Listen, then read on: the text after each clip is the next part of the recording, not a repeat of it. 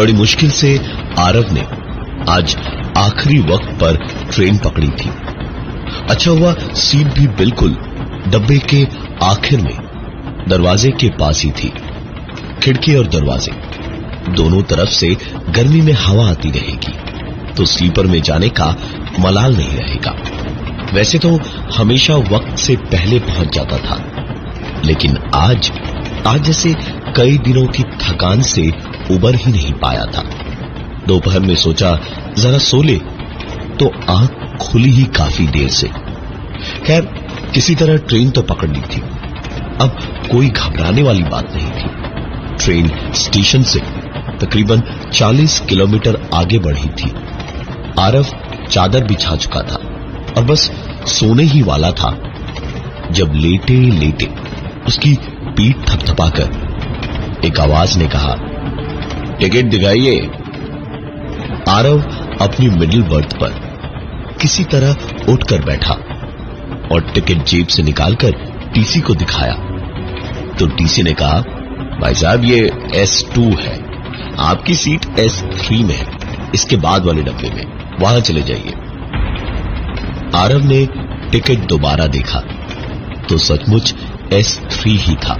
सामान जल्दी जल्दी समेटकर आरव ने बैग में भरा और चल पड़ा S3 की ओर। S3 की अपनी बर्थ के पास पहुंचा तो आरव ने देखा कि एक आदमी पहले से उसकी बर्थ पर लेटा हुआ सो रहा था। आरव ने धीमे से उस आदमी को हिलाकर जगाया।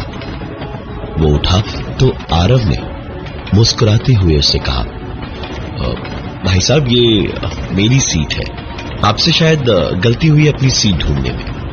वो आदमी तुरंत ही शर्मिंदा होकर उतर गया और किनारे खड़ा हुआ।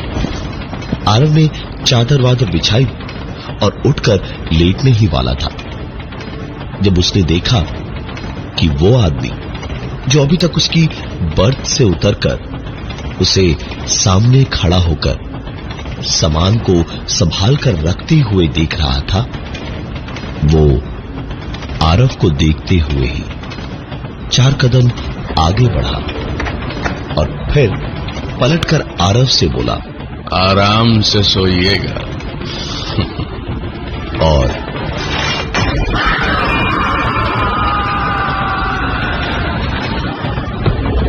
आरव तुरंत दरवाजे तक दौड़कर गया और दरवाजे पर खड़ा होकर बाहर ही झांक रहा था जब कुछ गीला गीला सा आकर आरव के चेहरे पर लगा।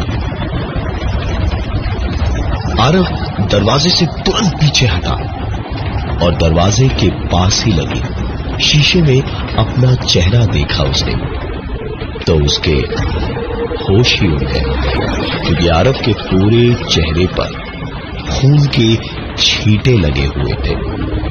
आरव ने तुरंत नल खोला और पानी के छींटे मार मार कर चेहरा साफ किया। आरव ने किसी तरह खुद को संभाला और बस फिर चुपचाप जो हुआ उसे भूलकर अपनी बर्थ पर जाकर लेटने को हुआ तो देखा पूरी बर्थ पर गड्ढा ऐसे था जैसे कि कोई लेटा हुआ था उस पर।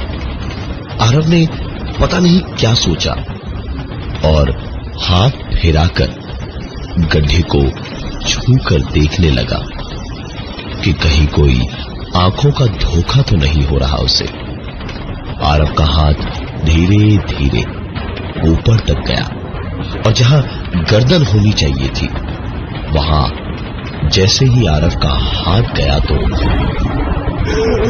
आरव का हाथ घबराहट से वहां से हिला ही नहीं और आवाज बढ़ती जा रही थी।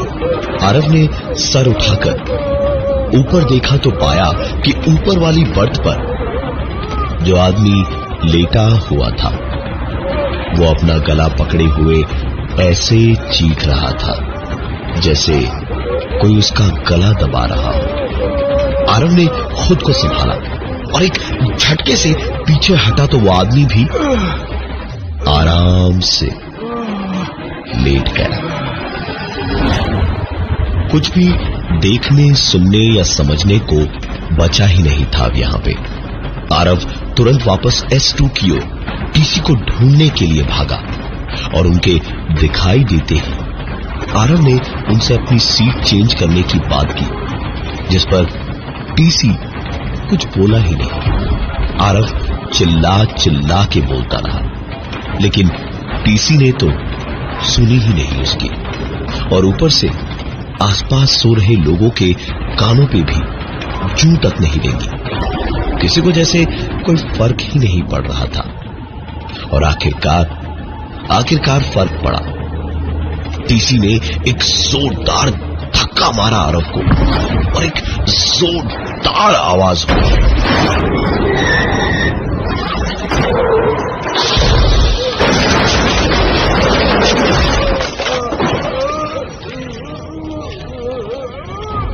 आरव की नींद अपनी बर्थ पे खुली जब वो एक झटके और धमाके जैसी आवाज से लगभग अपनी मिडिल बर्थ की चेन्स के बीच में उलझ सा गया था।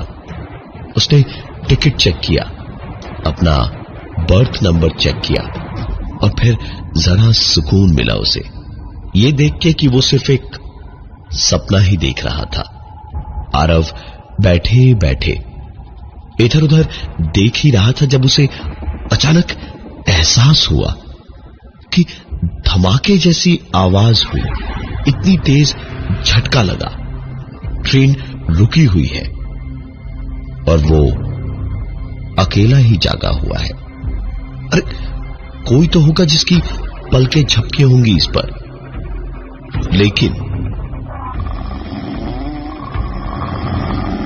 चारों ओर सिर्फ खर्राटों की आवाजें ही गूंज रही थी। कहीं भी कोई ऐसा नहीं दिख रहा था पूरे डब्बे में कि लगे कहीं कोई इंसान जाग रहा हो।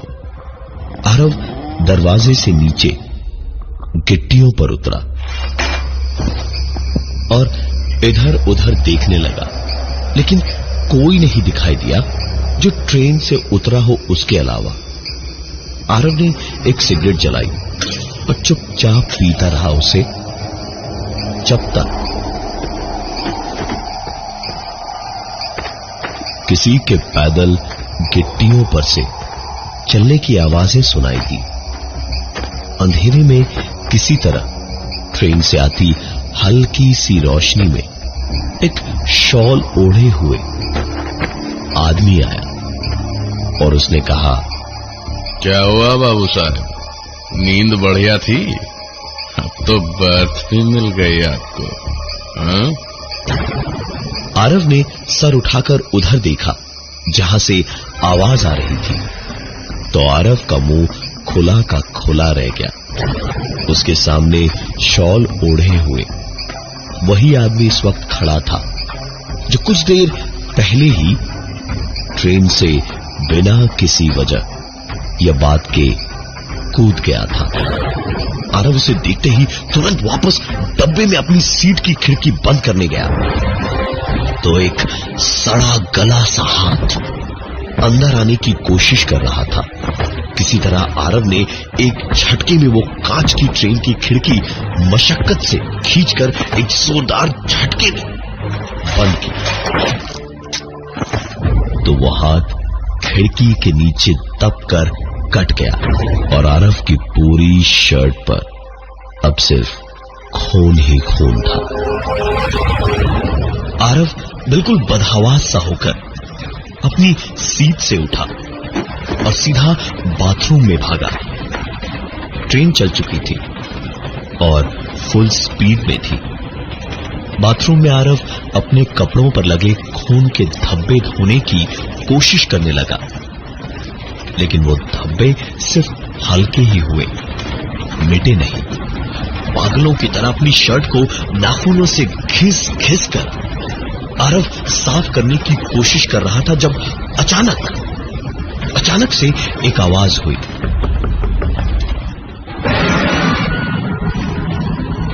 चलती ट्रेन में खिड़की के कांच पर एक हाथ साफ साफ खटखटाता हुआ आरव को दिखाई दे रहा था।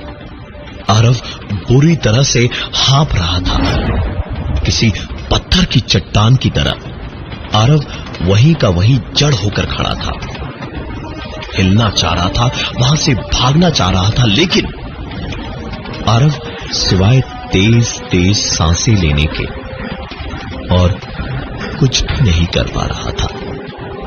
आखिरकार आरव ने अपने बदन की पूरी ताकत और दिलो दिमाग की पूरी ताकत झोंक दी और एक झटके से बाथरूम का दरवाजा खोला और दरवाजा खोलते ही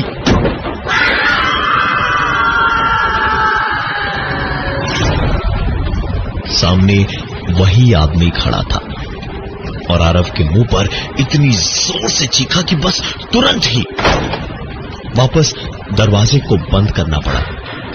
आरव की सांसें अभी फूल रही थी, वो समझ ही नहीं पा रहा था करे तो क्या करे, कैसे वहां से बाहर निकले, जब अचानक सारी की सारी आवाजें, सारा शोर अचानक से बंद हो गया। आरव सोच ही रहा था कि कैसे क्या करेगा, पता नहीं दरवाजा खोलेगा तो बाहर क्या हो, हिम्मत जवाब दे जाए तो इंसान का यही हाल होता है।